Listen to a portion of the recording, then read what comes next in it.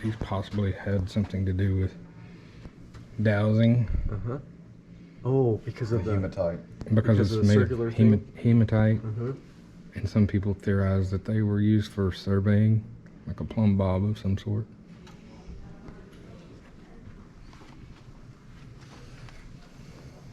Here's that adze that they talked about being a European tool that they would have dug out that canoe with, a tool like that.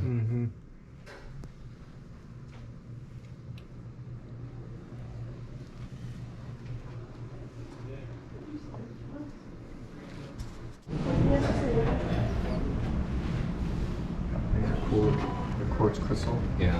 Oh wow, those are. Yeah, we saw one of those in Fayetteville. With their leg.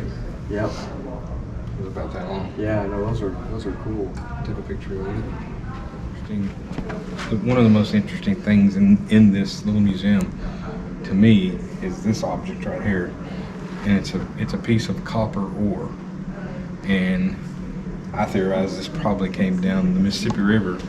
It was a trade item, and somebody here knew how to smelt this and get the copper out of it, because there's been copper artifacts found here in Arkansas. Over it, right near where the condo is, where you guys are staying, there's a place where there's a copper breastplate found. Oh wow. And so, Is it still available to be seen? so that is what? Is it available to be seen still? No, I'm working on trying to find out who's got it. Yeah. But see if you can zoom in on that a little bit, Doug. And I wish there was a way we could test that to see if that was Michigan copper. Well, you wonder if you were to find the archaeological report, they probably would tell you, it says here it's found in the Lake Superior. It says what? It's found in the Lake Superior area. Oh, really? So it was tested. Copper is a mineral that can be hammered, and it is found. It doesn't say this one was. Okay. It was often made into ornaments. So we have to assume it came from somewhere in here, because it sounds like there's they are. no record of copper being found here. Yeah. So it sounds like they're making it. This is probably an item that was traded. Even this quartz crystal was probably traded.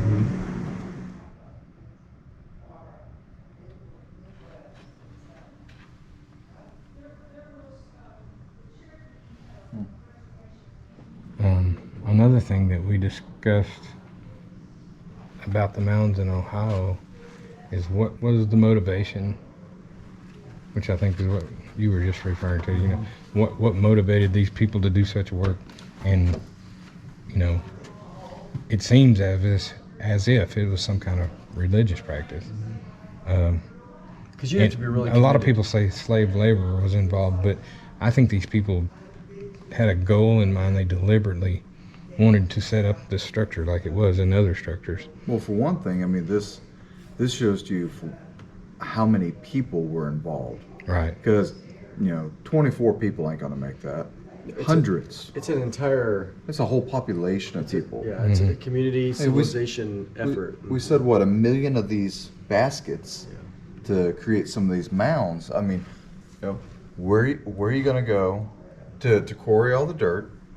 And then who's the first one that comes and dumps it and goes, all right, well, 999,000 more. The groundbreaking ceremony. Yeah, with I mean, the shovel. but turning it over with the basket. It's a primitive hunter-gatherer group. Are you hunting? Are you gathering? Yeah. Are you playing around in the dirt? Or are you building sand castles? Yeah, building a pile of dirt. Why would you do this? When you have this many kind of mounds, this amount of mounds, you know what I'm saying? That you pick one. I mean, this is what they did here and there. So you pick one and you're like, oh, well, there's the summer solstice. Oh, look at that. It lines up. I'm a little skeptical, honestly, because, so here you have it starting at A. You can see looking, towards the sunrise. So we're looking at the east. You go, oh, wow, look at that. Well, then, so let's come over here. And you go, oh, wow, look at that. So, but if you notice, like this one, see, they're just picking a spot on here. You'd expect a little bit more precision on the mound. You know what I'm saying? Because look, like again, even look here. This is hitting down below.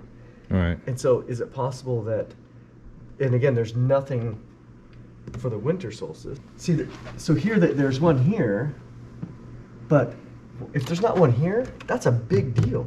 See, I'm curious about these two gaps in the berm because we encountered some of that in Ohio with some of those, and those were places, the dips in the mound or in the mound wall is where the different phases of the moon and the sun would show up in the dip.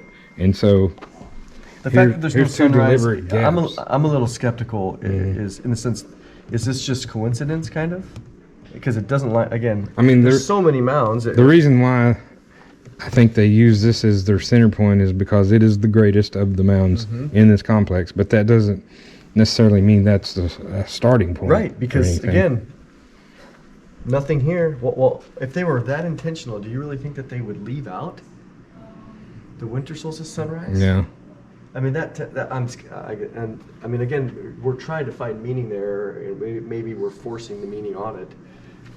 This may not be an accurate representation either. Yeah, it's Whoever made this, they could have just said, "Oh, that's the best I got." Well, it would be. You would think that the archaeological department would have it made. They would have, you don't put, generally if you're going to present a report, you wouldn't give shoddy work. This one is a little bit better because it does have all three, with the. But again, I don't believe these mounds were just randomly placed either. Yeah. So there's some method to the madness there. Well, that particular is helpful because it's talking about the arrangement being on that 47.5 meter standard. Is the blue is water? Oh, this is, Yeah. but this is not. So then, This is just the end. so then, what's the need to carve this out and to have a berm and this channel go all the way around? Well, I do not know, but some people call this the D-ring culture because it's shaped like a D, and this is a common practice. This is not the only site that's like this. So, because you would think you would have your berm up against the water to keep the flooding out of the inside. Right. But this is an oxbow, and so this is not connected to the main river channel. So this actually could be an area that would flood because the river's out this way now. The channel has changed. Oh, and it would. So, and maybe would this need it maybe all this is not built for flood protection at all. Maybe It's this high is enough anyway. right. So we really don't. I mean, I don't know. We're in central Arkansas. We're at the Toltec Mound Site. The Toltec is actually a misnomer, but one of the former property owners here assumed that seeing some of the shapes of the construction in Mexico resembled the mounds that you see behind us here, assumed that the Toltec people also built these. But it's later discovered that it's a culture that they call the Plumb Bayou Culture. But we don't actually really know who built these. We know approximately how old they are, maybe around 1,500 years old. But we're here today, and we come out here basically to study some of the archaeoastronomy about these mounds, and we kind of have differences of opinions about than those here at the facility of what might be going on out here. I'll let Mondo address that a little bit. Yeah. Okay. So there's, at this particular site, there's 18 different mounds, and one of the things that that they have written about is the archaeoastronomy of the site that's connected with the solstice times and the equinox times, both sunrise and sunset, which is pretty important if you have both sides of it.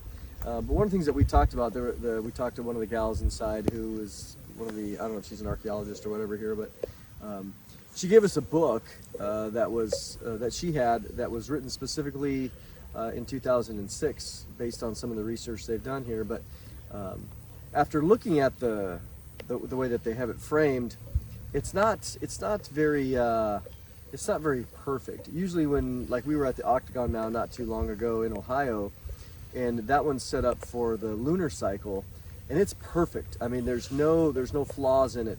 Everything was precise. Everything was precise. So here, one of the things that's missing is looking at the winter solstice sunset.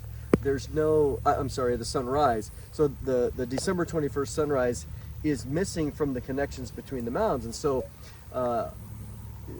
interestingly, when you look at the mounds, the way that they're lined up, because you're looking at one mound, which is one of the main mounds, and you're looking, let's say, towards the northeast for the summer solstice sunrise. That one, it's kind of lined up with one of the mounds, and then again, there's nothing for the winter solstice sunrise. But then, if you look towards the sunsets, those have some okay alignments. But the problem is, and what I mentioned to the gal, I said, hey, when you have 18 different mounds, I go, look, if I put my finger here on this mound and I do a starting point, oh, look at that, that lines up and that lines up over here, but it doesn't line up over here. So I said, it seems pretty selective in the precision. The fact that the sunrise, the winter solstice sunrise is missing completely, lets me to believe that it was a little bit of maybe wishful thinking on the, sorry about that. It's a little bit wishful thinking on establishing some very specific celestial alignments, because there were some other stellar alignments that they were looking at, which again, even those, it doesn't really match. It's questionable. I think there's something else going on here that really is waiting to be discovered. Could it be connected to other constellations or asterisms? Yes, but so far the ones that they were showing in some of the constellations are Riga. It doesn't really match like the one we were talking about. Right. So still stuff to be explored and discovered. That's why we're here. It's fun. So also we want to talk a little bit about the construction of these mounds. Now, what people, and when I say people, I'm talking about archaeologists, theorize is this place was built one woven basket full of dirt at a time. Maybe so. If it was, then it would take a giant group effort to accomplish such a feat, because there's millions of cubic feet incorporated into these earthworks. I think this site that we're on here is about 100 acres. So there's a containment wall that goes all the way around this site. Then you have 18 different mounds here that took massive amounts of dirt to pile these things up and accomplish what's here. So what was their motivation is one of our questions. What brought this group of people together? Why would they do this? What were they trying to illustrate? What were they trying to do, and how did they get the people to cooperate? Some people think that it could have been slave labor that done this, but to me it seems like that they had a purpose of some sort. I believe they were together in what they were doing. They were like-minded and they were trying to accomplish something. You know, that's still another mystery that we're looking for.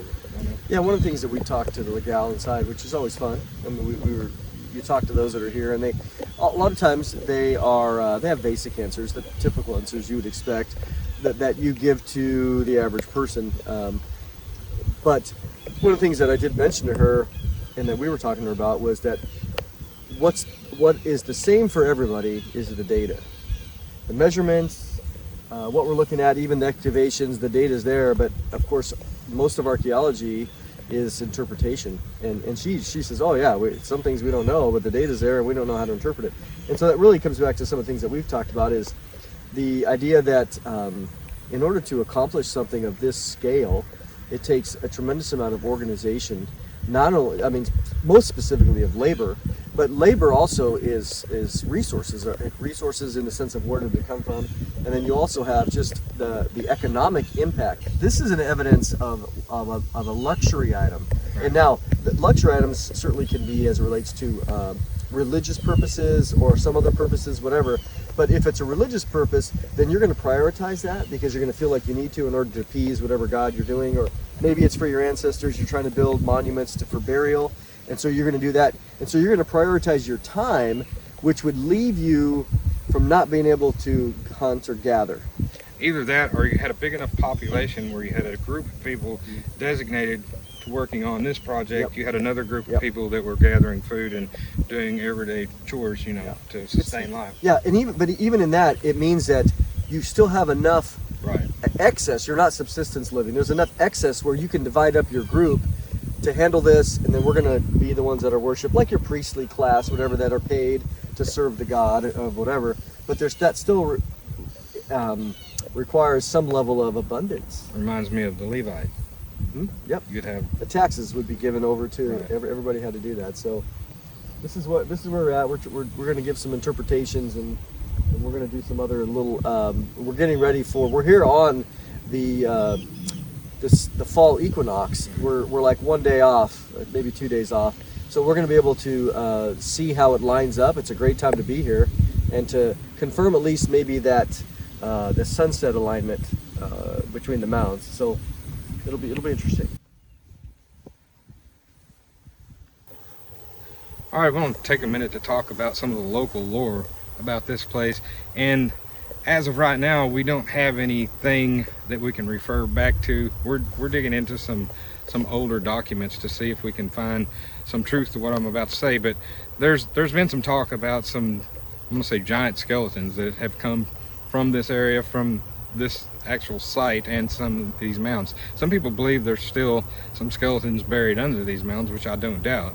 But we're talking about 8 and 9 footers that have been circulating through the local lore here. So we're going to dig into some of the old newspaper articles, look to find some of the old archaeological dig notes, and see if we can find any truth to that. We did find one picture that had a couple of skeletons that looked pretty large in it. We tried to confirm it with the park interpreter here, and she said something that led us to believe that maybe that wasn't an actual picture. We don't know. We're going to dig into that. But the reason that she thought it may not be is because there was some full pottery that were found in these graves, and she said to her knowledge there hasn't been any full pottery found here, just pieces and maybe something that they reconstructed, put back together. So we're going to look into that picture and see if we can find some authenticity to that. But there is tales of different energy emitting from this place. The curator did tell us that some people do come out here for ritual dates. It's mostly Native Americans. They come out for some of their ritualistic activities, and it's held here at this site. But we're gonna dig into the giant aspect a little bit further when we get back and do some research and see if we can find something that tells us for certain that there were some abnormalities here as far as skeletal remains. Hey Mono, take this. I can look through it, right? Yeah, you can get a heading off that. So what is it you're thinking you can prove here? Well,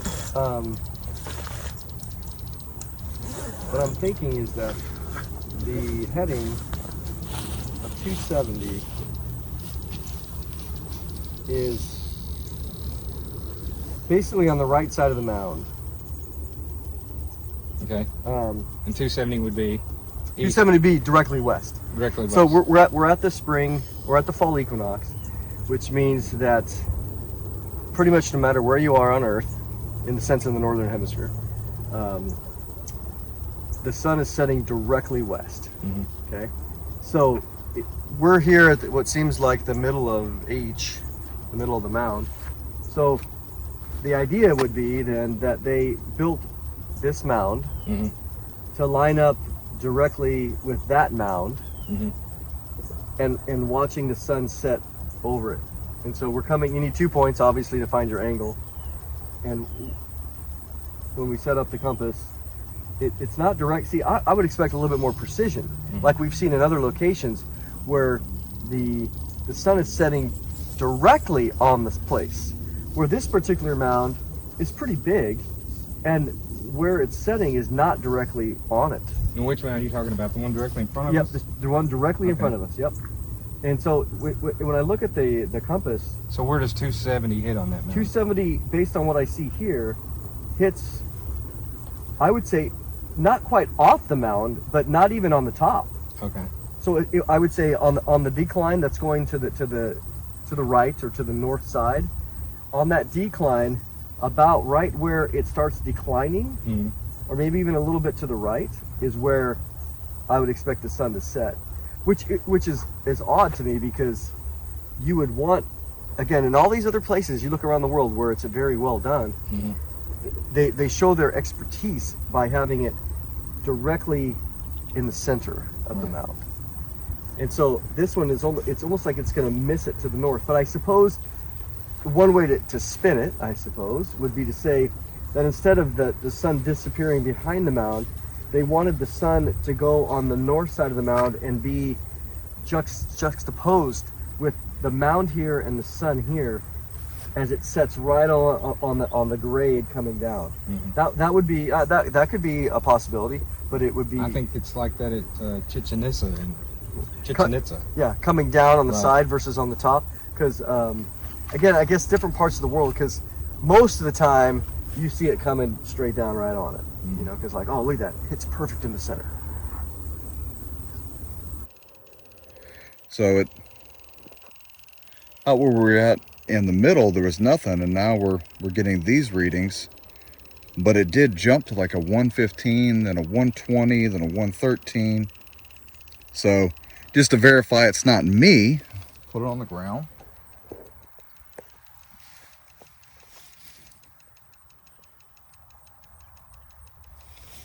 Nothing. Let's pick it up and see what it does.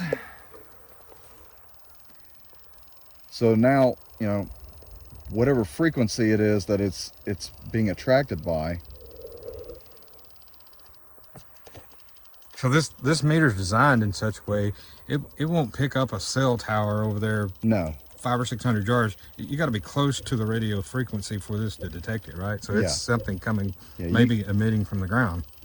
Well, so that's the whole question. If this is a ritualistic site, is the residual energy here? Now we know that they use crystals. Crystals are used for, you know, residual depository for, you know, electricity and different types of energy. So, you know, with this type of hinge, could it be that they buried a crystal upon every one of these old posts that we're at? I don't know. Because in the middle, there's nothing.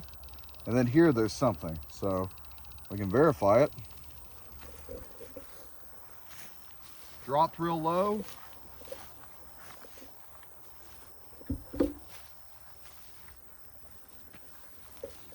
Now it's going back up.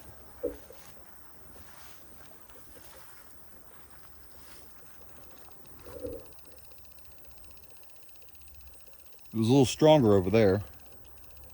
Now it's back in the 50s. Let's go to a voltage, see if there's any electrical current. Nothing. Magnetic. That's probably just background at 0.1. So the fact that we're getting something with radio frequency, I find to be a little anomalous. I don't know really what the signal or the reason for it is, but that's why we bring this equipment out here now, because we're going into, you know, a lot of these places that are ritualistically charged at times. So what does this pick up? Picks up energy. I can't tell you what type of energy, but it picks up what it's feeling from its sensors as energy. So we'll see as we go to the other big mounds.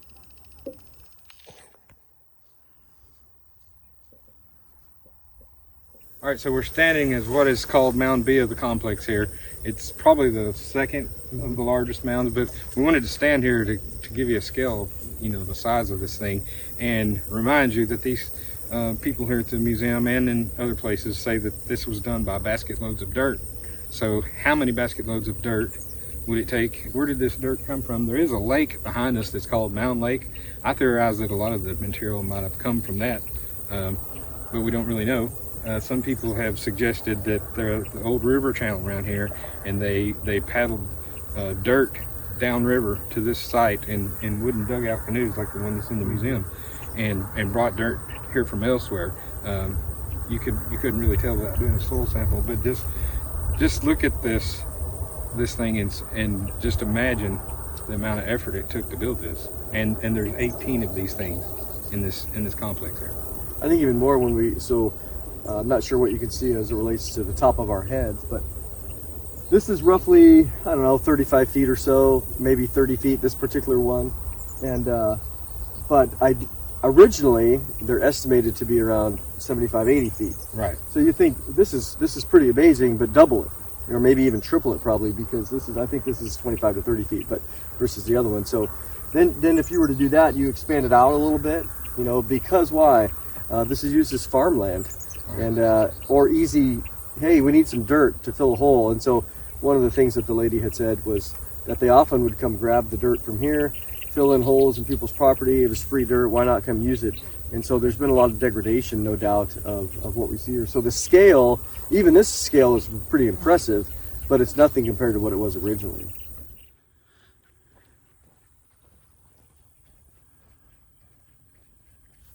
All right, so we're here at the greatest of the mounds here in the complex, and it's noticeably obvious to us. It may not show up well on film, but this one's easily 10 feet higher than the other one we were just at, and it seems to be the center point of this complex. We looked at some illustrations inside at the museum, and we pulled up some documents online that show some potential alignments. So if in fact this is the center point, we should be able to draw some conclusions as to what these mounds represent or what they emulate in the sky. What do you think, Nolan? Yeah, I think where this one is, if you're looking east, which is this way, and you were to stand on this taller mound, this is where, again, the associations come up for the sunrise for the summer solstice, which is June 21st, and then what's missing though is so I'll say it this way: what's missing is the winter solstice of December 21st, but you have potentially a line from this one up towards the would be the northeast, or what we would call it in the sense of the summer. And then it also lines up with the previous one that we were at as it relates to the equinox, and that makes sense because of the alignment period should be a straight line. But again, what is interesting is that it's missing something towards the southeast. And so I think as we look at it, it's impressive, there's no doubt, but that's part of the investigative process. It's kind of fun to see, and maybe again something was missing over there, that a mound now has been gone that maybe wasn't identified or documented or whatever. But anyways, interesting for sure. While we were speaking, I just observed something from this angle that just occurred to me, and we'll have to measure it to see if it pans out. But it's several places that we've been to now. I'm not saying several, I'm saying 3 or 4, and we've seen other archaeologists that have illustrated this also. But Mondo, if you'll look back over here at this mound, I don't know which mound this is, but this one's B, this one's A, and just looking at them, it looks like they could form that equilateral triangle that we've been finding in different places. Well, I think too, with 18 different mounds here, you might find a half a dozen equilateral triangles between them all. That would be, and whether that'd be really neat to map out and to see how many we could create, and also the consistency on it, which would, again, some of it, there's no doubt, there's some things that are coincidence, but intentionality is what we're trying to find here. Certainly celestial connections are very intentional, but some of the other connections, a little challenging so far, because again, we're guessing, we're interpreting would be a better way to say it based on what we see. So this is, behind us here is an oxbow lake, and an oxbow is formed when a major river channel changes its course, and due to flooding or whatever, and then both ends are boxed in by soil, by erosion, and it forms a barrier or a dam to keep this water held in place. And they're usually in a U shape because this usually takes place in the bend of a river. Okay, so a lot of people think that some of this soil that builds these mounds was brought from upstream somewhere, but just think if you were going to set up a camp somewhere, what's one thing you need for survival? Water, right? And you need it every day. Okay, so do you want to walk 500 yards over there and get some water, or do you want to move your camp over there that's near the water so you don't have very far to walk? Same thing with this soil. Do you want to go upriver 3 miles and gather some soil and bring it down here and try to build this, or do you want to use what soil is ready available around this lake here? So I think this lake was probably expanded in size because they gathered soil from this lake. And this is not unique to this place here. There's other sites like this where there's oxbow lakes nearby, and it's been proven that soil comes directly from out here. Typically, what I would imagine is, as an oxbow being created, wouldn't necessarily be that deep. Do we know the depth of this? Well, it would probably be the depth of what the old river channel was. Exactly. Plus maybe some erosion. A little bit of And erosion. we know there's a lot of farming that took place here, so a lot of the runoff, from exposed soil, and you have rains and you have runoff. So this lake's probably been filled in. It's probably shallower now than it was originally.